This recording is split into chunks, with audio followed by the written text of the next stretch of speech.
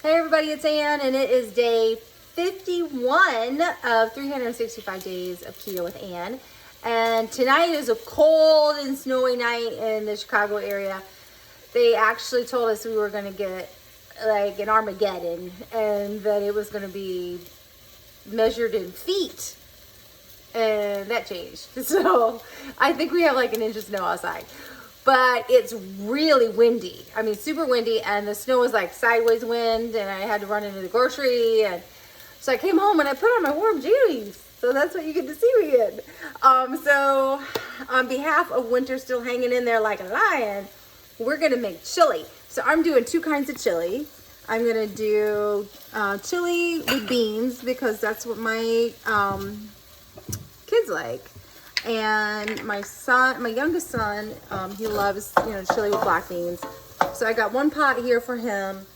And then I've got one pot here for me and Adam. So I use organic ground beef. And this is from Costco. It's a little more than a pound. It is 21 ounces. So we're going to have a lot of chili. But that's good because I like leftovers, especially with chili. So you just, brown the meat. It's nothing fancy about that. One of the things that I do different with my keto chili, well, with chili in general, everybody makes their chili different, but I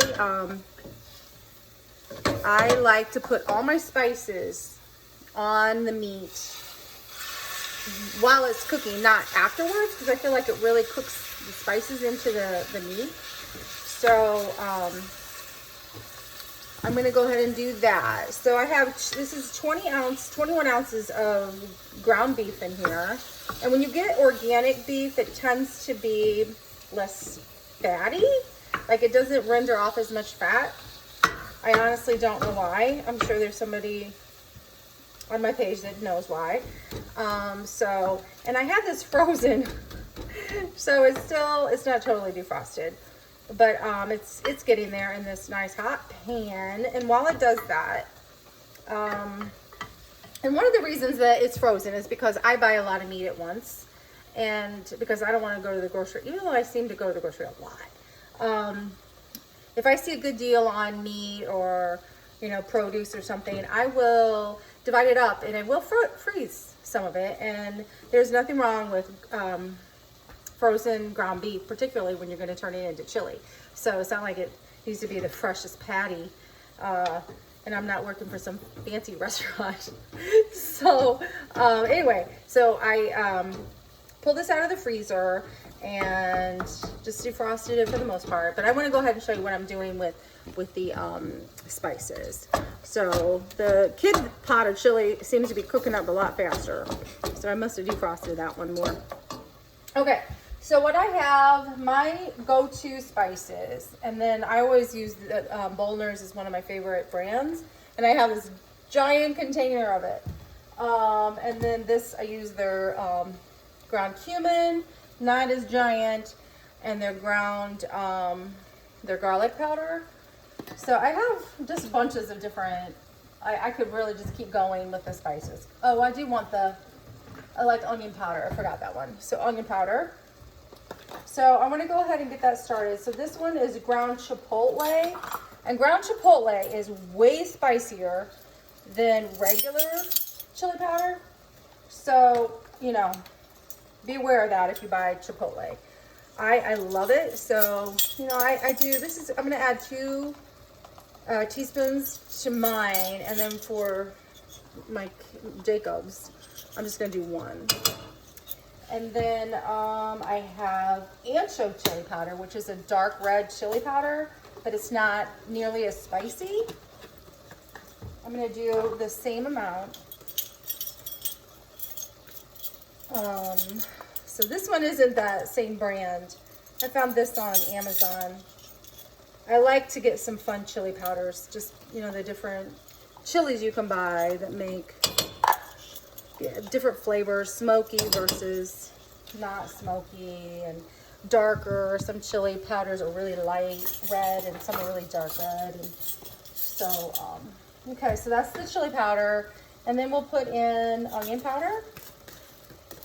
And I don't like to, I like to measure it. So I always pop these tops off. You can put them right back on, but instead of just shaking it, it kind of tells me how much I'm, you know, I'll measure it out and get an idea of what I'm doing other than just shaking it. Okay, there's that. And then, let's see, cumin. I love ground cumin in my chili. So it's like kind of a gray color.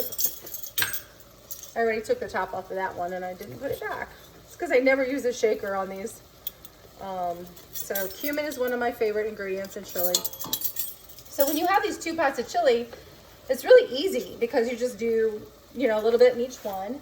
The big difference in the kid pot of chili is I'm going to put in 1 can of black beans. And in mine, I'm putting in about 6 ounces of mushrooms and a lot more veggie. So, okay, so there's that. And then garlic powder. Let's pop that off. And then all I have left is salt and pepper. There's a little garlic powder. You know, if I was smart, I would create like a big bag of this blend, and then I could just like, you know, dig it out of the big already mixed up blend. Because this, I kind of use this group of flavors, spices all the time. Okay, so that's the end of that one. I'm gonna put in some black pepper and more, and then salt. And that'll be it for the seasoning. And that's the big part of chili, right? Is the seasoning. How you season it, how you like it. Some really like it hot, which is nice because then you can just, you know, you can add the heat later. You can add the, like some cayenne pepper, you know. I think I'll hold on. But you can sprinkle that in your own chili. You know, if whoever's made your chili didn't make it spicy enough, you can always make it a little spicier, but you can't take the spicy out, so don't go crazy. But I kind of know what my ratios are for the spices, so I stick to kind of the same recipe all the time with chili. So when you're making chili, you can make it with all kinds of ground meat. And the one, you know, my family's favorite is ground beef, the traditional one. I personally love it made with ground turkey, but I know how they like it, so I'm doing it the way they want. So this pan is really, I'm using one of these pans that have a metal side. I need to find a hot pan because I'm going to get hurt if I hold on to that. Okay, that'll work. So this is all coming together nice. So I'm going to start chopping up my mushrooms. I can go ahead and throw in my onion. I've chopped up, this is about 1/2 cup of a red onion. I'll put in here. And then, so I had this in the freezer and I thought I would just use this instead of chopping up a bell pepper. So this is a nice combination of the 3 different colors of bell pepper. So I'm going to put in about, I'd say about 1/2 cup of bell pepper. So, okay. It's going to have a lot of, since we're not using beans, I want to give it, you know, something besides just meat. I know Texan style chili doesn't have beans in it, which I love. But I love to have all these different flavors in here too, with the peppers and the onions. And the mushroom actually gives it that texture that you have from beans, which is why I use mushroom in my chili, my keto chili, because I don't miss the beans quite as much when I do that. So let me, I'm kind of 2-timing over here, keeping 2 pots going. Okay, and then so the other ingredients we're going to put in here to kind of make it chili is I'm going to add some tomato sauce, just a little bit in ours, and then I'm going to add, I have this, I love this adobo sauce from Frontera. It's a really thick smoky sauce. I'm going to add some of that in there, and then the last ingredient will be beef stock. Okay, so we're keeping it pretty low carb. The only thing that adds the carbs are the vegetables in here. And that's really, you know, not a big deal. So the only thing that takes time with chili is just putting it in the seasonings and letting it cook for a little while. You don't want to be too impatient because all those spices will kind of taste raw in it. and not, I don't know if you've ever had chili where you really, like, literally can feel the spices in your mouth because they're just so raw and there's almost like crumbly tasty, like chalky. I don't like that. So I'm gonna cook it down nice and really get all those flavors incorporated in here. So the last thing I need to get going in the keto chili are these mushrooms. So I have a whole bunch of mushrooms here. I'm gonna kind of cube them so they're little bites. You don't want a large chunk of mushroom just, you know, in your chili. Kind of like bean size, I guess. And mushrooms really cook down. So it might look like you're starting off with a lot, but there's a, ooh, that lost some, there's a lot of water. There's a lot of water in mushrooms. So as they cook, they really, you think you have a lot and you're like, whoa, I really should have got more out. And it just adds to the depth of your chili and it gives more body, and you also have, you know, more chili. So I'm always all for cooking once and eating 2 or 3 times. This will make dinner and at least lunch, you know, for my husband and I once. It'd be nice if I had it more than that, but. So yesterday I didn't cook dinner. I went to my favorite Greek restaurant. I should have put pictures of what we had. I love this place because they do kebabs. So they're grilling the meat right there on the grill in front of you. And I just get a really nice either kebab salad or I get a gyro salad. So that's kind of when I don't feel like cooking on the weeknights, that's where I go. And plus they do some catering for my church, which is, I'm using them tomorrow. No, yes, I am. So I had a question from one of my keto friends here on Ann Cooks Keto, and she asked me what kind of air fryer I have. And I just bought a new, well, it's not new, I've had it for a little while, I just haven't used it. It's a Ninja, and it's the 4-quart Ninja. And I think that's what she had bought too, or was looking at. So I heard really good things about it. So the next time I use my air fryer, did I say pressure cooker? Air fryer. The next time I use my air fryer, I will use the new one, the Ninja, and you guys can see how that works out.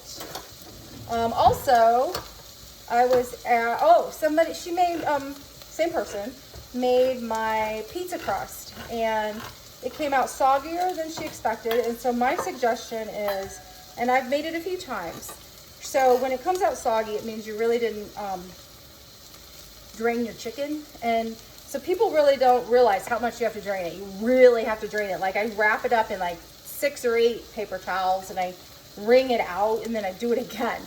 So it's really dry when you get started. And then I bake it. I blind bake it, so I don't put any toppings on it. So I'm putting the beans in for my kids. And then I put it on parchment paper, about 400 degrees, and then I put it out real smooth, and then I bake it with nothing else on it for about almost a half an hour, 25 minutes to half an hour. And then I put the toppings on, and I bake it again. So try that the next time, and if that doesn't work, let me know. We'll see what's going on. The other thing is if you use a Parmesan cheese versus like a cheddar or mozzarella, it's gonna get crispier too because it's a hard cheese. So try that. Okay, so I just put some tomato sauce in the kid chili, and then I'm gonna do this. Ooh, these spices are gonna make me sneeze. Beef broth in the kid chili. As you can see, I'm really precise in my measurements. Okay, so we're gonna let that one come to boil. We'll let you see what it looks like just for comparison. So that's the kid chili. This is the keto chili. Okay. So the kid chili is gonna cook away, get tasty. And I'm gonna add, so with mine I do measure, because I am trying to keep track of carbs. So the The carbs are going to come from the tomato sauce. There are, for a quarter cup, there's 3 grams of carbs. So I am guessing we will have 4 servings, and I just did 4 servings of sauce. So that's going to be about 3 carbs per serving from the sauce. Okay. And then I'm going to do I don't really need to measure this broth because I don't think it has any carbs in it. It has 1 for a cup. So I'm going to put in, it looks like 3 cups of broth, or almost 3. There we go. And the last thing I'm going to put in is this Frontera sauce. You don't have to do this. I just like, oh, there's hardly any left in there. I'll just put it in. It's about a teaspoon of sauce. So the only thing that's left to do is to let this cook. And I'm going to let it cook for about a half an hour. I'd love to have it cook longer, but you know, it's night and it's dinner time and we got to get going. So I'm going to crank it up, get it boiling, and let it simmer then for about a half an hour, and then we'll be done. But that is what my keto chili looks like. Looks pretty good, huh? And very, very low carb. So if you guys have any questions, email me, message me, or you can write it right in the post if you want, and I'll get back to you. See you guys tomorrow. Bye.